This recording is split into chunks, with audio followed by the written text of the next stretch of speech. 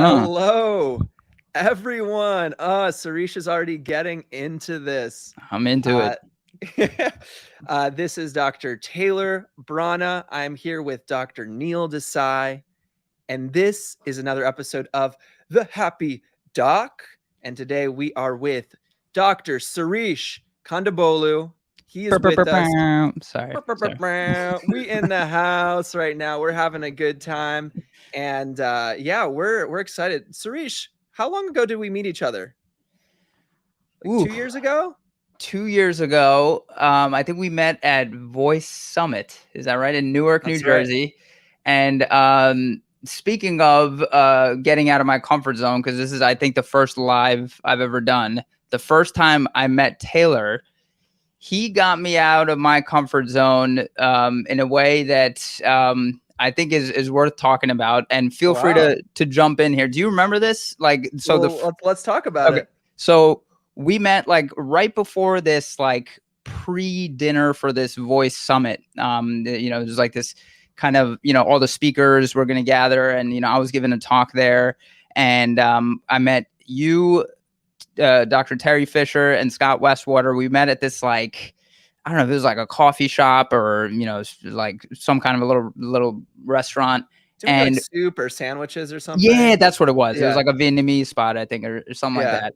And the conversation ultimately got to the point where we're talking about being outside of the box in medicine and kind of, thinking creatively and, maybe not being necessarily accepted by our peers for doing some of these things, like, a little bit outside of the box in medicine. And, we were getting like really hyped up. And then we leave this restaurant on the way to go to this pre-dinner thing. And this, mind you, it's like in the middle of July, like super hot day, like, 80, 90 degrees. And it just starts torrential downpour. Yeah. None of us have umbrellas. None of us. And I'm wearing this because it was so hot. I was wearing this, like, it was like this super thin kind of button down shirt. To like the point, a very light dress shirt. Yeah, light dress shirt, because we're going to this, this formal kind of a dinner thing. And it is not that close to get to this place. It was a little bit of a walk. And it is just torrential downpour to the point where I'm just like, I don't think I can go. Like, I look like I'm wearing saran wrap at this point. Like you could see my skin underneath the shirt, and I'm just like, I can't go in like this. And all of you are drenched too, but I just look standard deviations above worse. And we finally get to the place, and it's like locked. They like lock the doors, and we're just like, all right, this is a sign. We just can't go. Like I'm just like, I'm already like, humiliated, and I haven't even seen anyone yet. And we're just like banging on the door. And then finally, like, one of the people working the event, like, lets us in, and she just sees the state of affairs. And she's just like, there's a bathroom, like, just go do whatever you have to do. And I'm like literally wringing my shirt out. I walk out, and there's people like waiting to get into the bathroom. Tell you this, did I? No, you never told me. Yeah. I never heard this story. I'm glad we're doing this live. And I get out. It looked like Taylor had just given me a swirly. Like we were like, he was a bully in high school, like that just, was telling me what's what. And I get out there, and again, I look, I think, no better at all. Like, I think the rest of you look fine. Like you look like okay. It looks like, and the shirt wasn't loose. The shirt was tight, right? So you have to. It's a light colored shirt, and we have a dark skinned man here, right? Yeah. So we have the perfect combination of everything at this point is see through, and we're at like a professional event. People are dressed nice. They've gotten themselves together. We're drenched. And, go on. So then we just walk in, and I'm just like, what am I doing? And I remember you kind of giving me a pep talk, like, dude, whoa, and I just met you, and you were like, dude, what were we just talking about back there? Like, who cares what other people think? This is like, the perfect. We can do this. Yeah. I was like, you can do this. You look fine. Look at me, man. I look ridiculous. Like I can't look anybody in the eye, but he was just like, dude, he was like, just pretend like there's nothing wrong. I was like, all right, all right, let's do this. Like you know what's funny though? It was like I think it was a good conversation opener too, right? Because at this point, I think what happens is like mentally, okay, this is the psychiatrist in me, but like I think what happens is you reach a certain point of embarrassment where you can't really be that much more embarrassed. Yeah. So I think it kind of takes the tension away. So then like you're able to sort of just like strike up a conversation with random people because it's already done. You know what I mean? Yeah. And, I didn't call attention to it. I wasn't even, trying to like, Eminem myself by like, pointing out like what all my insecurities were. I just pretended like, this is how I meant to come here. This is how I chose to present myself. Like, and it was fine. Eventually, like I dried out and it was fine. It was a great night. I think you ended up owning it really well. Yeah. Like, I think whatever the pep talk happened, and then you were like, you know what, whatever, we're good. Yeah. The style. Yeah.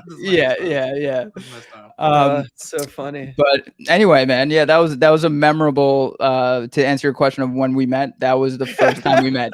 Well, I'm glad I could get you out of your comfort zone there. So for those who don't know, Sirish, if you could give us like the long and short, like introduce yourself in regards to like your profession, what you're up to lately. What are you doing? Yeah, so I'm Sirish Kondabalu. I'm an orthopedic surgeon by training, but I split my time between practicing medicine and currently as the director of strategic media and marketing at Bullet Health, which is a medical education technology company for orthopedic surgeons and medical students. And before Bullet Health, I was a paid content creator and consultant for a podcasting technology company called Anchor, where I was running a show called Medicine Remixed. And then Anchor, as some people might know, got acquired by Spotify in 2019. And after that, I started a small agency where Bullet Health was actually my first and only client. And I created a podcast for them called the Ortho Bullets Podcast and took them from 0 to 5 million downloads. And it still consistently ranks as one of the top 200 science podcasts in the world, according to Apple Podcasts. So after the success of that, Bullet Health basically offered me a role with them full time. And, even though like I have these entrepreneurial tendencies, like I really wanted to learn how to really build a business in hopes to potentially, really build something, for myself later on. So I thought it was a great opportunity to learn how to build a team and grow a late stage startup. So, here I am now. So that's basically what I'm up to. That's amazing. So it's interesting to talk to you, right? Because the typical physician, is fully in training. They're fully doing their work as an attending, especially as like a surgeon. You have to stay up on top of procedures and all of those other things. But for you, you live like this life where you are kind of like a jack of many trades here, right? You're doing the entrepreneur thing. You're doing procedures still. Are you still actively performing procedures? Actually, I didn't ask you.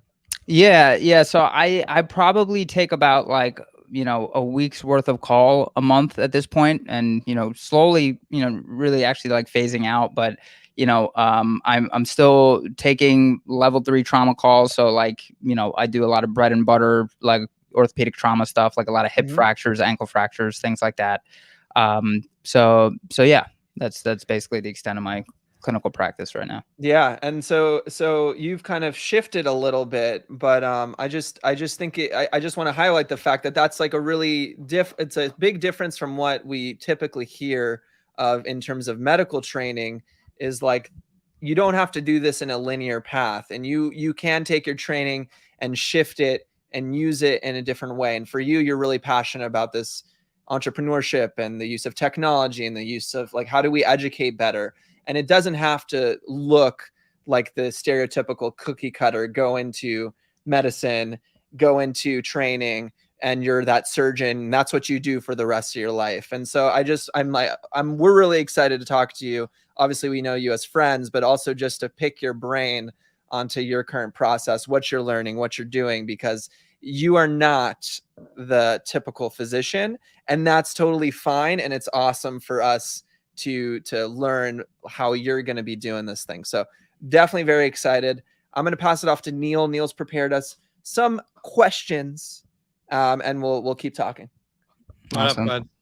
What's up, man? First of all, thank you so much for having me. I feel like I was kind of dodging, this like for a while now. Like I know you guys have asked me, in the past to be on, and I was just like, I don't know if I'm really happy. Like, can I be on the Happy Doc podcast if I'm not happy? And like, but I think I'm definitely at a point now where I'm happier. And of course, it's a lifelong pursuit to achieve, happiness, whatever that means for us. But it's really, great to be on. Yeah, glad to have you here.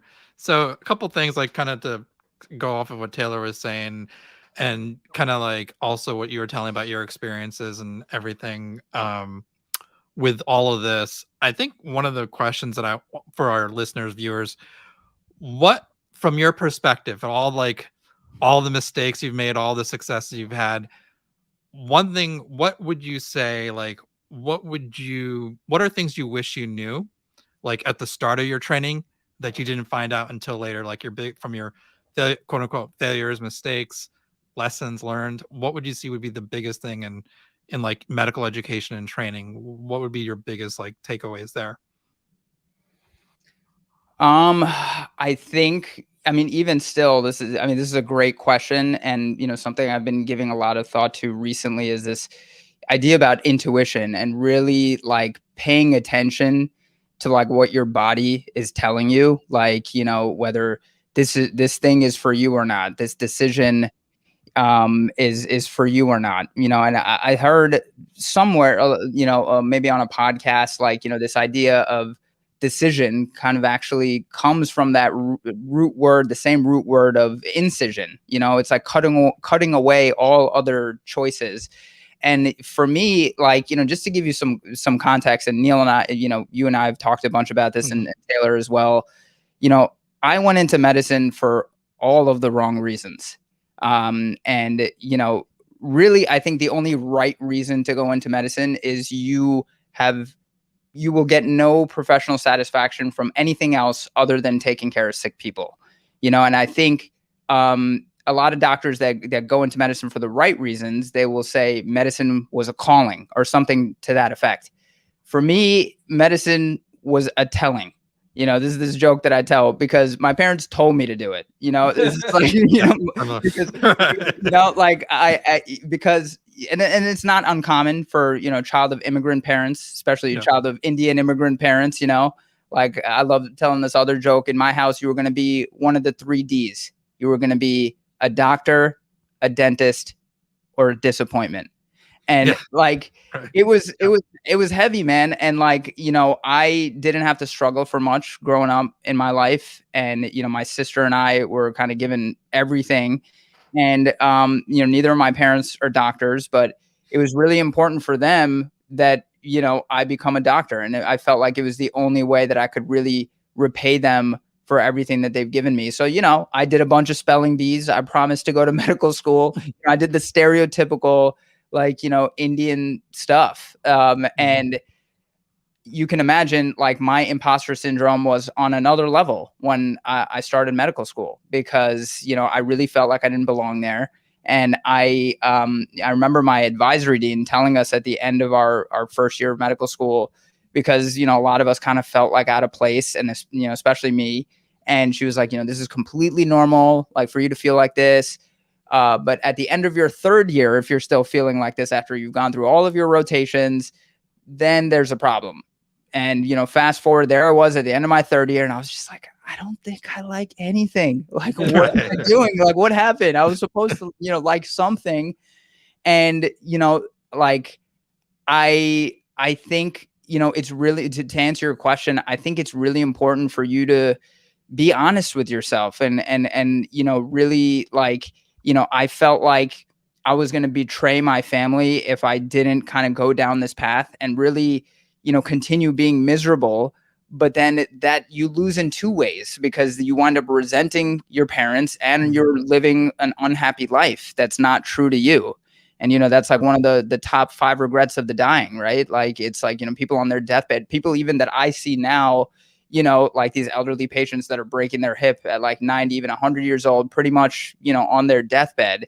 like some of the stuff that they say like is very true to that. Like, I wish I would have lived a life that was true to myself instead of living a life that I was expected to live. Like, these are common things that people like go through their entire life, not have living the life that, they were supposed to live or that was true to them. So like that best definition that I've heard, I think it was Brene Brown that said it, like intuition is like the intersection of what you know and what you feel. And like, I just knew it wasn't for me, but I just kept, thinking that something was going to change by doing it. And literally, this is how I chose orthopedics. It is like, when I think about it now, it just like, it makes me cringe. Like, dude, what are you doing, man? So the things that I was like intrinsically motivated by at that point in my life, and mind you, none of my behavior, ever like growing up mapped to me being in a career in medicine. I was a much more creative kid. Like, I was a drummer. I was a DJ. Those D's fell under disappointment, right? So like, I feel like I could never do those things. But like, so yeah, like, I was intrinsically motivated by comedy, hip hop, and sports. Those were the three things that I was really into. And literally the only one of those three things that had a medical subspecialty attached to it was sports. It was sports medicine, right? And then that coupled with the data point that, when I was in the OR, technically, even though I didn't love it necessarily, the day went by a lot quicker than, when I was, in clinic or, on the floors, like, rounding. So I was like, all right, maybe I can make peace with sports medicine. Maybe I could be like the Sanjay Gupta of ESPN. That was this thing that I was like chasing. I was just like, maybe I could make my peace with that. And yeah, but like, ironically, when I did wind up in residency, which was like kind of a circuitous path in itself, because I was a very mediocre candidate, orthopedics then and still is like pretty competitive to get into. I definitely didn't have the grades or the board scores or any of that stuff. So I took some time out. I did research. I got my master's of public health. I did whatever I could to kind of chase this thing that I was just like, maybe because this kind of overlaps with some of my interests outside of medicine, maybe this could be my escape. Maybe this could be my way out of this. And we could get into this later, but that's, that year is kind of how I fell into podcasting. And I think that 1 year really did kind of shape the course of the rest of my life later on. But yeah, I mean, I don't even know if I am answering your question at all. Maybe somewhere in there is. I think, I think it kind of like parallels for me also. It's kind of similar. Like, I always say, it's always like I felt like I was playing, the wrong position at the wrong game. Like, it's like for me, it was like I always say, hey, I was raised to, coming from Indian family, all doctors, and it was like, okay, this is the kind of the path. And it's like, and I felt it was like more, hey, you're gonna be like a shortstop for a baseball team. But it wasn't really I've funny like adversity. Then my son was born with this rare medical condition.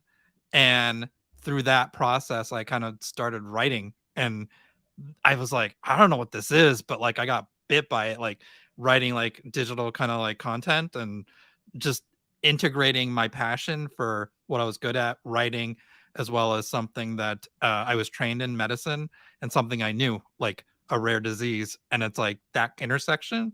Then it was like that made me kind of realize, oh, I'm really more of a point guard for a basketball team, and then embracing that new reality. And it's funny how like you have these, like you were saying, like the kind of like this expectation doesn't meet reality, and then when you kind of create your new reality, it just seems to like attract like a new path, and you become more confident. And I think to me, I always say that's kind of the answer to like imposter syndrome, burnout, is that find that path, be intuitive, and do that deep work on yourself, knowing what you're good at, what you're passionate about, what you've been trained in, and then what you really want to accomplish, and using those skill sets and that intersection. And then finding that will kind of like lead you to that unique path, which only you can do. You're not living someone else's dream or parents or family, or so what you think you're expected to do, as opposed to what you truly want to do. And a lot of it's like you don't really know until you kind of like experiment and you fall into these things. It wasn't really until that thing I was just kind of forced into it. And then that one thing led to another. Then I connected with Taylor. I mean, and it's funny how like these kind of things just fall into place. These dots, like I always say, they're like loose threads, but then like they say, you can't connect the dots and these loose threads until you look back. And now it's like, how did we get here? I don't know. Like it just kind of happened. And the same thing, like observing you, kind of like what you're doing with your podcast. All these, it's interesting that you shouldn't keep like an expectation. This is what's going to be, because it never turns out like you think. It's like life leads you down. There are different things that happen and it leads you to different paths. But I think it's just embracing that uncertainty and that chaos and just being confident you'll find that what truly you're passionate about, and then going deep and wide and far on that. That's kind of what we've learned in our process.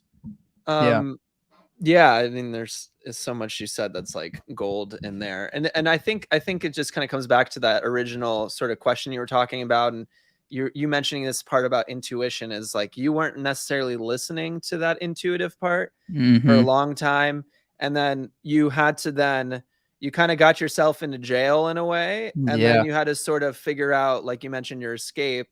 I'm curious now, like you did say that you kind of took a circuitous path, but now you're kind of on the other end where you've developed something from it and you've made it sort of your own. I'm curious, like, do you regret what you have gone through, or like, do you wish you could have figured it out faster, or are you more now at a state like you feel more appreciative and grateful, and you're like, now it all makes sense, it's all come together in a way? Like, where do you stand on that, or how do you feel about it? Dude, this is such a great question. And it's something that, I don't know if this is how I choose to deal with it just to make myself feel better, or if this is how I actually feel. This Like is wishful. something I'm still, yeah. But I don't think that a lot of the really, truly amazing stuff that is in my life right now, like my wife, for example, I don't think I would have met her if I didn't go down this exact path the way that I did. And, that's another story for another time. But like, just coupled with, this opportunity that I have now with, OrthoBullets and Bullet Health, like, and all the stuff that I've been doing with, podcasting, a lot of this stuff, like really, happened by accident, by going down this path that, by taking that year out to really, kind of allow all of these kind of dots to connect of like, what are the stuff that I'm really interested in, and even that opportunity with Anchor, I don't think it would have happened if it didn't happen like it did. So I do get into moments like a lot of people do, where you're just like, why did I do this? Why? Like, but you just don't know. It's like that butterfly effect, right? Like, Totally. if I did leave earlier, my life might have been much worse in a lot of ways, I also think like the one benefit that even if medicine is difficult and even though the path might be hard, that credibility piece, like, so much more about the human body, about like you've seen things that no one's ever seen ever. And to you, it's like at this point, clockwork. Like you just see certain things. You had your, master's in public health, like you mentioned. So, so much, not only just about like the human body, but also about like social determinants and really important aspects of human health that like it's given you this perspective. So now when you continue to jump into that entrepreneurship phase, or you continue to go forward into these different aspects of your creative being and your intuitive part of yourself, like you have this like skill set that like no one ever will get. And yeah, it was horrible, but like now you're coming out of this like with that credibility and with that training, and it's just gonna, like, even presentation skills, like the ability to be able to present yourself or present someone else and tell a story. Like so many people, like honestly, my personal public speaking skills got way better when I had to present in front of these scary attendings that I don't know what they think about me, and I have to like come up with on the spot being able to verbalize all the things I saw and that confidence level. So I think there's all of these sort of like, I don't know, pseudo skills, but like miniature skills, like soft skills, and hidden curriculum. And it's like, the hidden curriculum. There's these little skills that I think you pick up by going through the training, that whatever else you're doing, like it's just going to translate, right? So yeah, I feel like there's a lot of like, I think Reese, you can relate to this when I tell you this, like our unique kind of career paths, it's taken us off the quote unquote beaten path, like the traditional, linear kind of path.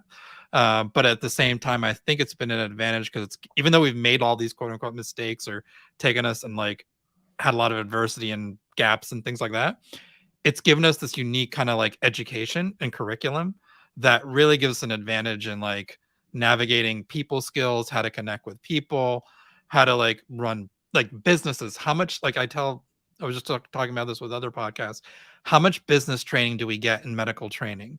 Like None. Exactly. And this is such a key point because I really want to make a key point for anybody that's going through medical training, that you really understand it's not just about how you get paid. It's important because that determines a lot of like how sustainable your practice is going to be, how really in a way how happy you're going to be, because not necessarily because money is the most important thing, but it is an important thing in your life and like for your family, for yourself. If you want to have a healthy kind of career and long lasting career, you want to make sure that you're compensated for all that time and investment and energy that you put in to your training.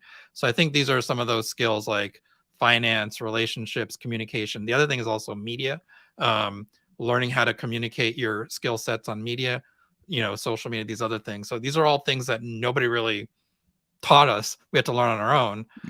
But I feel like it's really, there's a lot of valuable information because if you learn how to do that, you can form a supportive community to help you get to reach your goals. Because I think as opposed to medicine, which tends to be more isolating, I feel there's something here that developing these meaningful connections can help you to really kind of achieve not just your own goals, but your friends, your peers, and really kind of getting medicine back to its original roots of becoming like an apprenticeship and with a 21st century context to like achieve that impact that we all kind of went in when we wanted to become doctors. So that's kind of my whole frame of what I've learned in our process so far.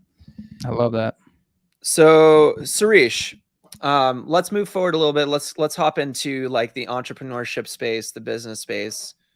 Podcasting has been really instrumental for you. Why did you like, why was that the medium you went into, and what is the power? What have you like learned or developed through the process of podcasting? Yeah, so this was another thing that, really, it makes sense why it happened, but it really did, happen by accident. So that year that I took out, between my third and fourth year of medical school, I was doing research, I was doing my MPH. And one of the things that I just had this fear about was going back into my fourth year of medical school, not knowing anything about clinical orthopedics. I was just like, I have to like study this stuff so I don't look stupid on my sub-I. It was like this fear that I had. But I was like, there's no way I'm realistically going to like read a textbook. Like, that just makes me nauseous, like thinking about it. So I was watching a ton of sports, like, a lot of ESPN, Sports Center, and I just kept realizing that they were talking about all these injuries, like all these orthopedic injuries. And I was like, do people really know what they're talking about? I barely know this. And like, I'm going into orthopedics and I don't know what most of this stuff means. Maybe this is a way that I could keep in touch with this stuff and this would be my way to study. So I started a blog. Actually, first I started this blog called Injury Duty. And I was just blogging about all these injuries that I was seeing on ESPN. And I was just doing it for me. And, this was like early days of Facebook and Twitter. This was like 2010-ish. And, I had all of these like sports writers were reaching out to me. Random, people were just like, hey, that really helped me with my fantasy lineup. I was like, what? I was like, why are you reading this? How did you even find me? And it was really cool. And then I get back into my fourth year and it just became very clear, like this was taking a lot of time. As much as I would love to just do that, the reality was I just didn't have the time. But one of the things that I was doing when I was in the lab, like doing research, is I was listening to a ton of podcasts, listening to a lot of like, Joe Rogan, Tim Ferriss, like, guys like that. And I was like, I feel like I could do this. This just seems like recording a conversation. We're all having conversations all the time. Why don't we just like put a microphone on? And that just seems, like what they're doing. Maybe I don't need to be taking as many mushrooms as Joe Rogan, but no, I'm just kidding. But so I reached out to one of my best friends who wound up going into child and adolescent psychiatry, and we started this podcast called Laughs by Prescription. And it was, it's kind of started off with the sports theme, but it very quickly, we're telling a lot of stories from medical school, some funny, some insightful. We were doing this like pop medicine kind of thing, talking about like medically relevant things in pop culture and music and stuff like that. And it just really became like a way for us to combine all of our interests and have these cool conversations. We had some guests on. We weren't posting with any kind of frequency at all. Like, I think we might have recorded maybe just like a dozen episodes like over the course of a year. And we didn't think, and this was 2011, so about 10 years ago. And obviously not where podcasting is now. And you had to be in the same room. We didn't have Zoom or StreamYard or any of this stuff. So we had to figure out RSS feeds and all these things. And, it was a great year. This was our last year in medical school. And then we went our separate ways in residency. He went to Alabama. I was in New York. And the dream kind of died, but we were getting like thousands of downloads back then. And I was just like, is this real? Or these like spam bots? Like, who's listening to us? And I just chalked it up to that it's probably not real numbers. And then in probably my second year of residency, I'm just completely depressed. I'm just like, what did I get myself into? And then we had a Facebook page associated with our podcast. And then we get a message from a medical student in Poland. And it was basically saying something to the effect of, there's a ton of us here who've listened to, all of your dozen episodes. We just love your style. We just, love your taste in music. We just love your stories. Like, it's really helped us out. Like, I know you guys are probably super busy, but it would mean the world to us if you kept the recording. And it was just this message that it was like the first time I really felt the power of the internet, social media, podcasting, the fact that somebody an ocean away could be moved enough by something we said to reach out to us and send us a message like that. I call it was like dream CPR. I was just like, all right, let's go. We gotta figure this out. We got to figure out how this is gonna work. And so that like started my quest of trying to figure out like a remote podcasting solution. And again, this was, I don't even know what year, this is maybe like 2015 now. And Skype was kind of a thing. And, so I reached out to my buddy David, and I was like, we got to figure this out. And then I stumbled upon this app called Anchor, which, I was listening to a lot of Gary Vaynerchuk at the time, and he was talking about this app that's like the voice Twitter. And I was like, I don't know if this is exactly what I think, I want it to be, but, this might be a start. So I don't know if you guys were on Anchor, like in those early days of Anchor 1.0, it was not a podcasting platform at all.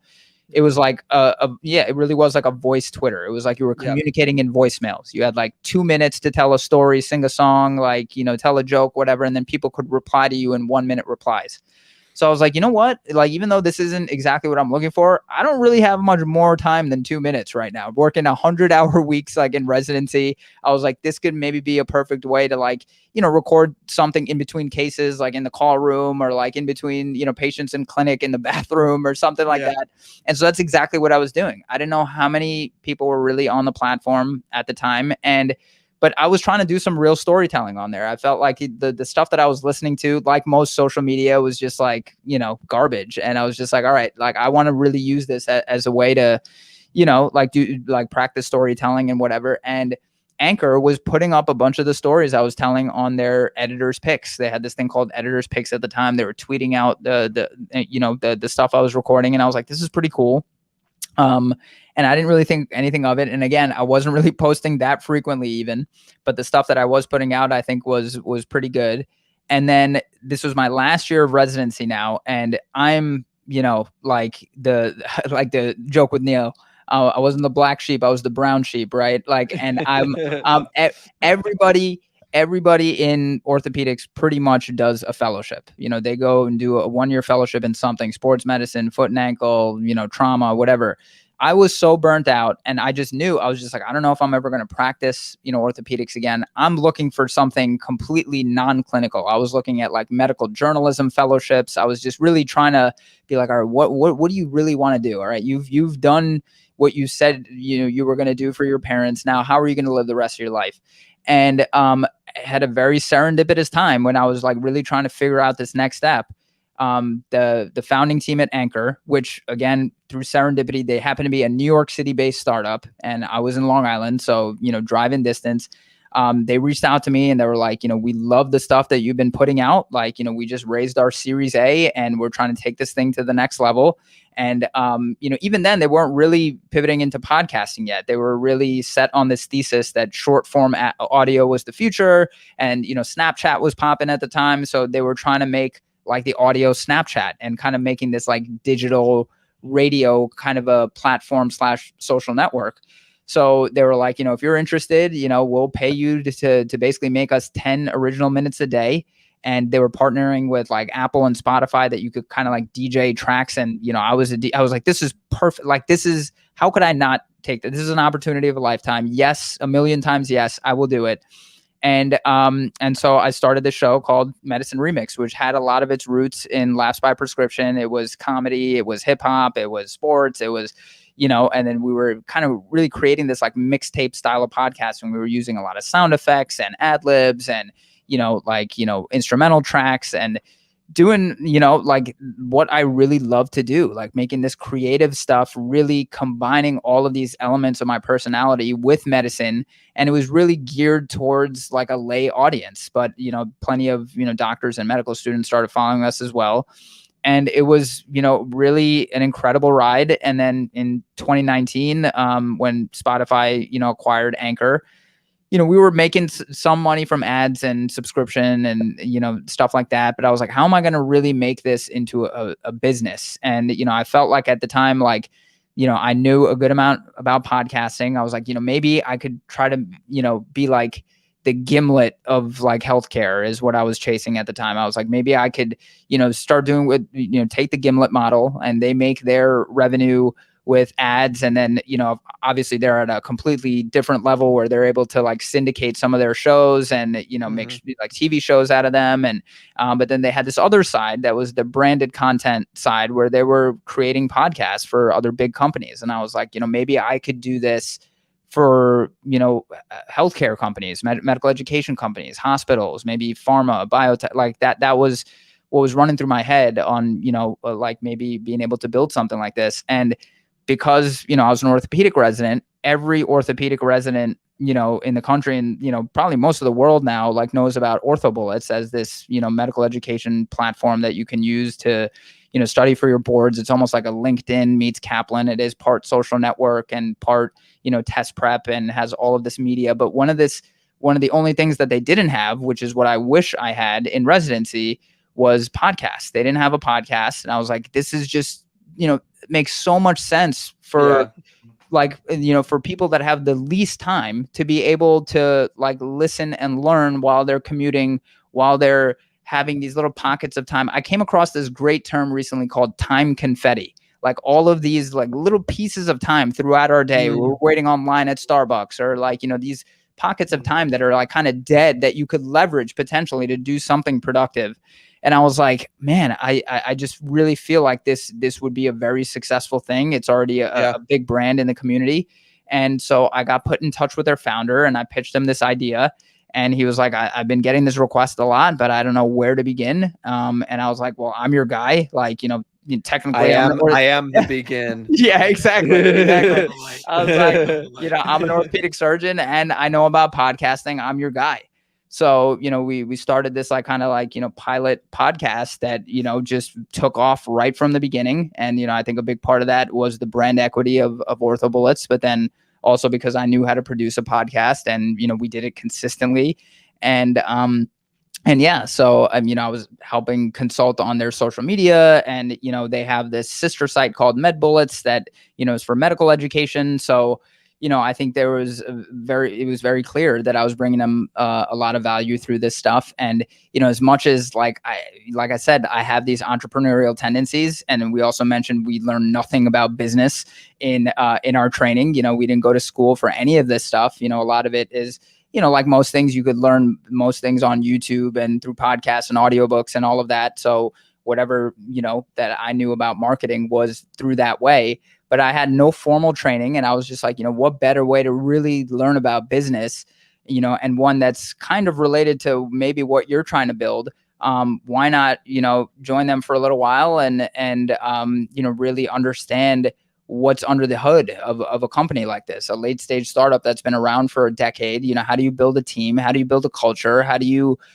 grow a company at this level? To the point where, I guess the two goals of a company, either IPO or get acquired, right? So it's been an interesting experience. I haven't even been with them I think I've only been with them full time like 3 months now, but I've already learned a ton. And, I think it is giving me a lot of data points on, maybe what I want to do in the next chapter. But I guess that's kind of my podcasting journey. Yeah. Yeah. It's interesting. It's awesome. One thing that I wanted to ask you about was what was it about, like, why non-clinical? Like, what was it about, like, like, for me, obviously, I'll tell anyone, it's the EHR. I hate the technology that we have for for current medicine, and I'm always frustrated with that. I'm always railing against that. What was it for you that's been your biggest frustration with medicine? And what, if you could just snap your fingers and change it, what would be the thing that you would change about the way either medical education and medicine and just in general that got you all burnt out and made you go in a different direction? Oh man, there's so many ways I could answer that question. I mean, one thing that really just comes to mind, just being, completely honest, is, what I realized, I think at some point in residency, or maybe even before, to be honest, like I didn't really have any business going into surgery. Like to go into anything, you have to be doing it for the thing itself, right? So like in this example for surgery, you have to like doing surgery. In fact, you have to love doing surgery. And I didn't love it. And I realized that, like, the hard way when I was in residency. And, our shifts are like criminal, right? Like as far as the number of waking hours that you're up, like, 36, 40, I think my record must have been 60 straight hours in the hospital as a second year resident. And it's clearly, not healthy, right? I mean, that's like, one whole completely different conversation. But what I was finding was, like, some of my peers, even after those criminal hours, wanted to stay longer to do more cases. And I was just like, man, that is wild, bro. Like, I'm trying to sleep right now. Like, there's no way you could even pay me. If you paid me to stay longer, I wouldn't. Like, this is how much I didn't want to do it. And I was just like, but it was just like fascinating to me that there were people out there that, like, that really loved this. And I was just like, man, that is not me. I wish that's how I felt, but it's not. So, like, that was one thing that, again, like, I really encourage people, like, in medicine or in anything, whoever is listening, to really be honest with yourself. And, like, do you really love what you're doing? And it's like that classic Steve Jobs thing of, like, if you're miserable I'm like paraphrasing, but if you're waking up every morning, going to work, and you're miserable for a certain number of days in a row, then, like, something's got to change. And, like, I knew where this was headed for me. Like, and I saw that a lot of my attendings were not happy people. Like, and it was like, it almost seemed like a little bit of a bait and switch to me, because I always thought, like, in medical school, I was always told, like, oh, orthopedic surgeons are really happy. But then now when you look at the data, and I'm going on a little bit of a tangent here, but I think an important one is, when you look at, the rates of, like, suicide, for example. I mean, physician burnout, like, all these are big buzzwords now, but, when you look at the data of, like, the fact that over 400 doctors kill themselves every single year, like an entire medical school just wiped out every single year. And then you start to look at, like, the actual data, and you see that surgeons are the number one most likely people, like, type of doctor to kill themselves. And of surgeons, orthopedic surgeons are at the top of the list. And, and it wasn't a surprise that, one of my senior residents in, this was after he graduated residency, took his own life. And just last year, my mom's orthopedic surgeon, who was supposed to replace her knees this year, took his own life. And I just knew, like, that, I mean, it's obviously multifactorial. There's a number very, it's a complex issue. Yeah. But these are just the people that are taking their own life. We're not even, talking about, the rates of depression and anxiety and substance abuse and, all of these different things. So like, that was, a huge thing for me. And I just realizing that, early on, that just like, no, like something's got to change. Maybe I have to finish, to take the practical route, but this can't be my life. And I just knew that.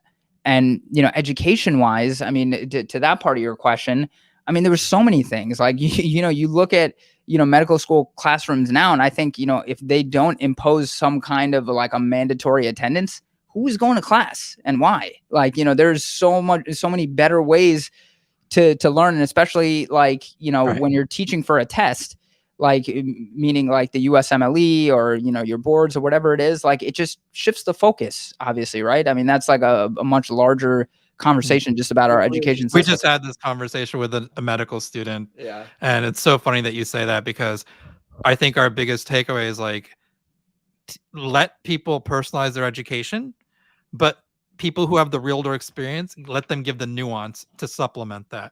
So you say, here's your education, you have to learn the basic material, but this is why this is important in the real world. This is why you need to know this. And then if you give that practical apprenticeship kind of curriculum, I think people will be more engaged in it, and it'll be more rewarding for everyone. 100%. Save time, efficiency. And I think our thing we've learned, and I think you'd agree, it's like there's so much redundancy and waste of time and so much inefficiency, bureaucracy, and it's just the waste of everyone's time and energy. And it's like a lot of third-party leeches just benefit from it. So I think part of it is really bringing back what I call creative autonomy. So that's why creativity is a big essential 21st century skill. I keep preaching is like, so whether it's digital, especially in the digital sphere, we have the internet, it's a new gatekeeper. So create that digital content through podcasts, videos, social media, whatever it is, blogs, ebooks, whatever you want to do, based on what you're passionate about and what you're trained in. If you find that, I think what I've connected the dots myself, Taylor, I think it's like people who found that kind of like new space, that intersection, have found this kind of gold to like, hey, now I got my autonomy back. I can still do what I was trained for, but on my terms, and create my own kind of practice and business around that. And it's going to be unique for everyone. I think personalization is a key thing. And as we're going to go forward, I think it's not going to be. And I'm also seeing people are more like, polymaths, where they have like their hands in different things, but they combine. Taylor said this once. They stack their skills, skill stacking, and then you have that unique. You don't have to be the best at it, but if you're very good at it and you have a bunch of them, chances are you have a unique market and a unique community, and then you'll develop your business and practice around that. I think that's the way to go. Yeah, like stacking is just basically like, for you, Sirish, like you have a unique set of experiences and background, and then you're stacking your current skill set with medicine on top of the fact that you have the interest in something like your skills in podcasting, and then your own personality. And so no one can do what Sirish Kondabalu can do when it comes to podcasting in regards to orthopedics or sports or comedy. Like no one's going to do it like you. So stacking all of those things together, you've created your own unique niche that no one could ever emulate. And as such, you are literally the best at what you do in a way. So, Sirish, for the sake of time, and we're going to have to do maybe like a round 2, a round 3, hell yeah, round 4, but this is 2021 and people are swiping and people are TikToking. They don't have the attention span for this conversation. I know I do. I know Neil does. Of course. But we're going to have some more volumes. So I guess my question for you is today, we're going to have some student listeners, some resident listeners, even non necessarily clinical people, but just people that are trying to learn more, grow more, improve themselves. What message do you have today that someone could take away from this conversation? Ooh. The thing that comes to mind is like, I mean, I guess back to my hip hop roots is, be your true self or die trying. as a nod to 50 Cent's album of Get Rich or Die Trying. I think, the real, richness of life is just like really leaning into who you are. And it's a lifelong journey of like really figuring that out, but not neglecting that, because I think that is like, the true foundation for a happy life and to become a happy doc is, to really like know that there's, shout out. You like what I did there? Yeah.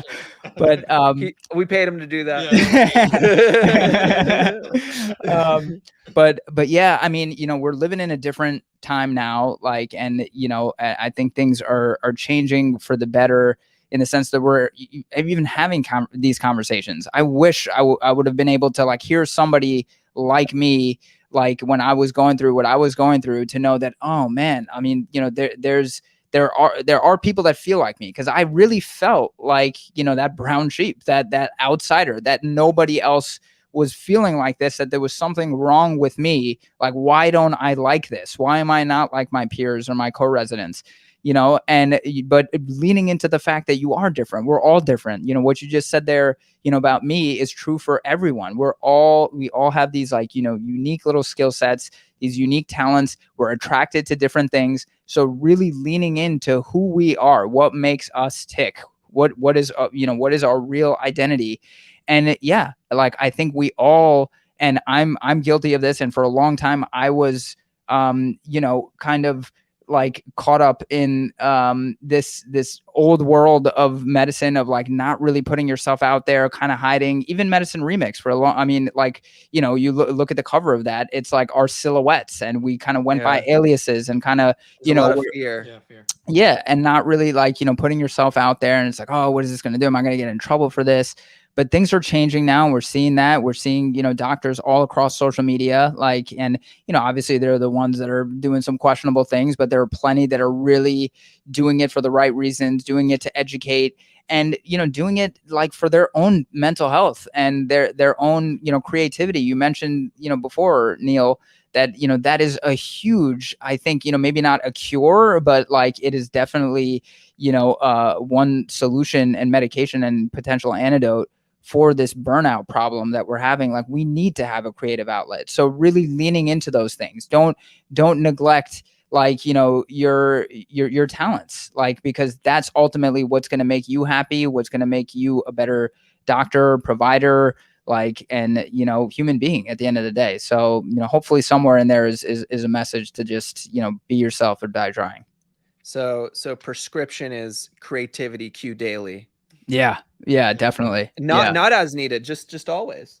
Just always. Yes. Yeah. It's needed. We're telling you it's needed. Yeah. It's an essential skill. And you don't even have to go to the pharmacy to get it, huh? That's right. It's organic, baby. It's organic. It's free also. So Sirish, how can people find you? So you can find me on LinkedIn, Sirish Kondabalu. I just started an Instagram and Twitter at Sirish Kondabalu. So if you do decide to follow me, you'll be the first to figure out what I'm even going to do there. So yeah, this is a lot of what I said too is advice for me, and hopefully I follow through with that and really start putting myself out there. And you guys have been a huge inspiration for me. So thank you for everything that you do and continue to do. And this has been a blast, man. We definitely have to do this again. Yeah, for sure. Definitely gonna do it again. Yeah, this was super fun. And no, we appreciate you. I know you say you're inspired in some ways by us, and we're inspired by you. So it goes full circle for sure. Sirish Kondabalu, a man of many skills. I would say a Renaissance man, polymath. Brown sheep. Brown sheep. Brown sheep leader. Brown wolf, baby. Brown wolf now. Went from brown sheep to brown wolf. Yeah. I like that. But yeah. Is that our title? That's gonna be the brown wolf. Taylor's now an honorary member of the brown wolf. No, I can't do that. But yeah, Sirish, thank you so much. We did this live, super fun. And yeah, we thank you for your time, and yeah, we'll see you soon. See ya, bud. Absolutely.